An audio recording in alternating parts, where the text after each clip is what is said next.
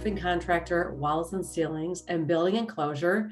And thank you so much for joining us, whether you're watching on video or listening on podcast. We're always excited to share important information with you.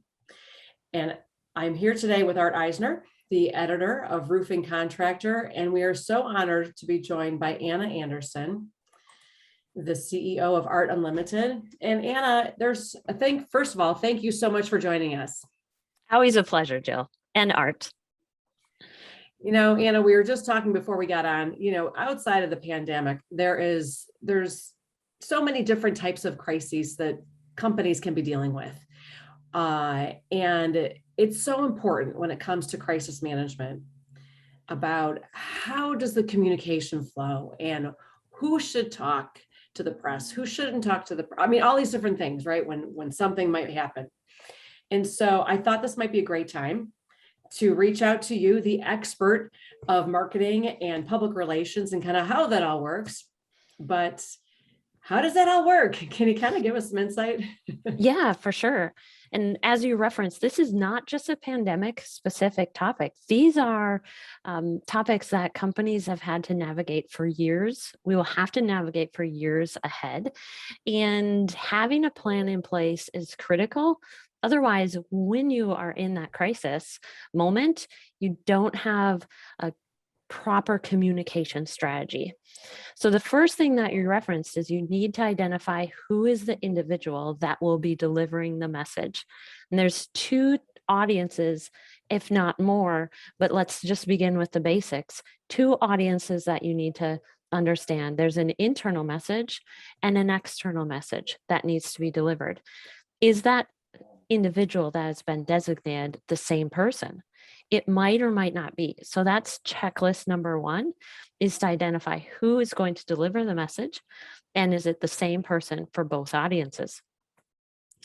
Depending on your company, you might have a couple of different internal individuals, but as a general rule of thumb, it's a company-wide crisis. It is going to be one mass notification. And then from there, we look at what are the platforms? What are the cascading messages? I love that term because what the key thing we think as executives is we said it, we shared the message, everyone should have absorbed it, right? But how many times have we had to hear things multiple times before they actually are absorbed and all the ramifications, right? So I think that's critical is once you identify the person, then you start your mapping out what is your cascade in messages program, and it really gets fun from there. So go ahead, Art. Yeah, sorry. And I just wanted to ask, is there, when it comes to that cascading messaging, is it important? Well, why is that so important, I guess, from an internal standpoint? And then I guess if you can talk about also the customer audience, but more so internally, why is once just not enough? Well, I think many times we forget how distracted even brilliant people can be and how much information we are having to absorb on a daily basis. Saying it 7 times and ensuring that that individual has heard it and has heard it enough to be able to in turn repeat it verbatim to someone else is the key component, right? We might have absorbed it the first time, the second time, the third time, but under stress, it usually takes us longer. And by the time we hear it the 7th time, the goal is that we have the ability to reshare that message with the clarity that was delivered by the individual who was assigned to present that message. Because we have one internal spokesperson, one external spokesperson, and maybe again, they're the same. But in turn, after that message has been shared, then you all are empowered to help share that message. And you need to make sure that it is the same message and you are one voice together. So I think that's the key thing, is the repetition is critical. We also need to understand that each user learns and absorbs information in a variety of different ways. Such as with this, we're recording a video, it's going on a podcast, it is being put into a dictation, right? So someone can read it. All these different forms are created to allow that user to absorb the information in their learning style. So saying it 7 times in a variety of different ways allows you to ensure that that individual has a clear grasp on what is the path that you are sharing with them and where you're going. Because usually in a crisis, you're saying, we're here, here's what's happening, here's where we're going, here's what this means for you. When it comes to external communication, is it how do you make sure that you're not bombarding, say, your vendors or your customers with too much information in that cascading effect? Yeah. So, what I look at is, who is your audience? Again, how do they consume information? And what is the severity of the information that you are about to share? Is it something that is of massive scale and in turn affects the entire community at large? If so, you need to go all the way up to the highest level of communication channels. And then you want to look at, is it a press release? If so, where are the outlets? Those need to be identified. Is this a verbal communication? Do you have different influencers that also need to be aware that they can share this messaging? And it goes more granular from there through social, through personalized communication, maybe a video from the founder or key spokesperson. And all of that messaging then is able to be funneled into the appropriate channels where your customer is living or your audience. But I always recommend internal communication prior to external communication. You will have lost trust internally if they hear of a crisis response from their customer or the community at large. And they're like, what? This is happening to our company. So make sure you manage your internal communication prior to external. Yeah. So, Anne, I got a question for you. So let's say something is, you've got a pretty severe injury, let's say on a job site. And there's not a lot of time, right? So you've got, let's say you're still there. Let's say the media shows up. Like, what do you recommend somebody has in place that they say to hold off something, an external communication, like the local news station who may show up, so you can have a chance to group together as a company and figure out exactly what that message needs to be?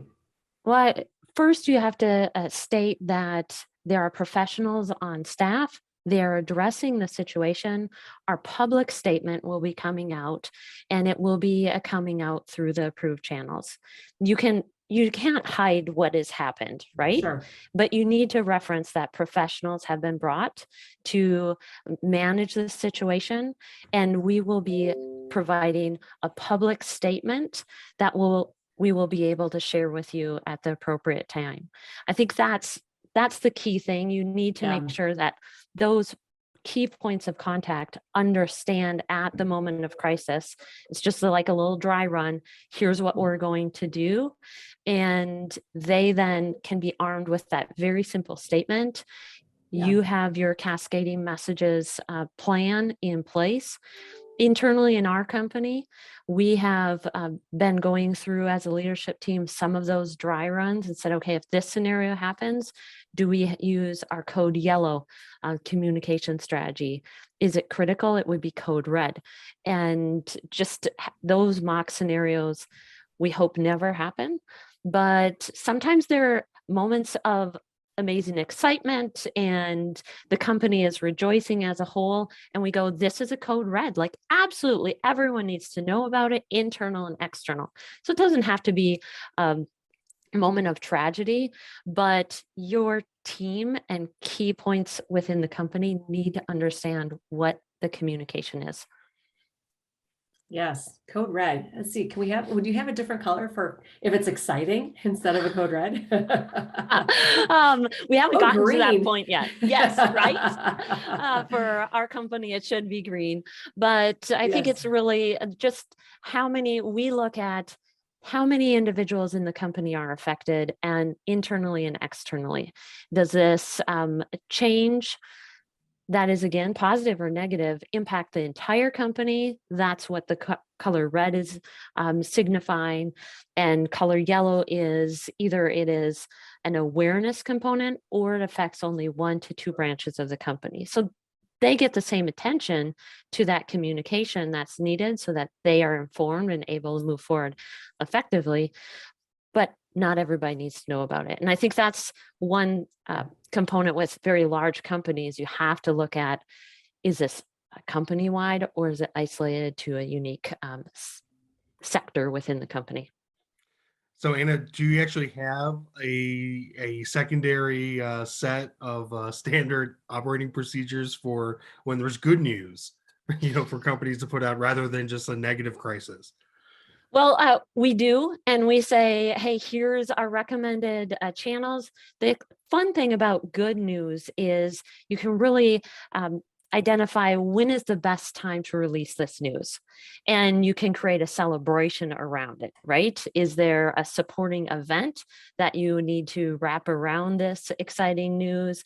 Is there a supporting branding? Like, you have the ability to plan for this news. Maybe it's a 40 or 50-year anniversary of the company, right? And you need to make sure absolutely everybody understands what's happening here. You'd have to be under a rock not to know this exciting anniversary. So there is, but I would say it's more in creating those delightful experiences where when you're responding to a tragedy type of crisis, that's where you're not planning that, right? You're getting the news out. It's very cut and dry. Right. So clearly the scope of the crisis can matter in terms of the response. When you're helping contractors kind of craft a policy, though, how are you able to anticipate crises that can happen? Well, I would say what we have done is we have said, what are the communication channels you have in existence within your company? And because your team and your customers need to, they understand a certain type of communication, correct? So when you say, well, we use email, we use text messaging, we use social media. For our company, we have a daily stand-up, we have our 90-minute weekly meetings. Like, these are all the different forms of communication we currently have in existence. If there is a crisis, how do we leverage those communication channels? And do we have an additional layer that we add in? So we've taken that and also looked at what other additional features can be added into those communication components. So if it's a high-level crisis, what we have is, as you see, kind of the podcast studio, we will create a custom video for our customers from myself, sharing what is the message, what are the action steps, how are we taking care of that problem or opportunity, and that is custom blasted out to our customers, right?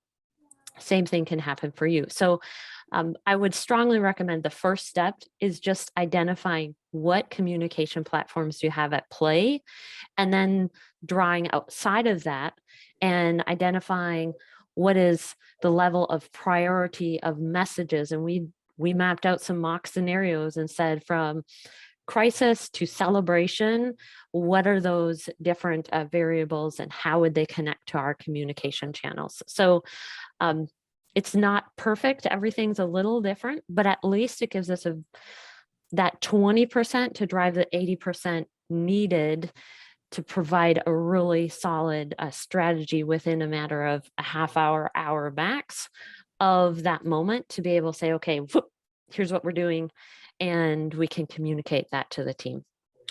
And these strategies apply to big companies and small. 100%. Yeah. So last week, for example, I was working on massive scale communication strategy of a crisis. And last night I was working on sole entrepreneur within the industry and a strategy for that company. So it really can scale, it can downsize, but the key element is you have to communicate internally and then externally, and you need to make sure it's done professionally. Very nice. Well, Anna, perfect message. I love it. And so since you said it, sometimes it's great to hear things multiple times. I loved your statement, what you said. If the media shows up, say again, what should they say? They need to say that the professionals have been are on site. Usually by the time Right? media shows up, you have professionals on site. There will be a public statement coming from the company spokesperson. Can we have your contact information? We will be following up. So that way it takes the burden off of the individual who has been addressed by the media. They know exactly how to handle that situation, and that someone at their company will be having that conversation with them.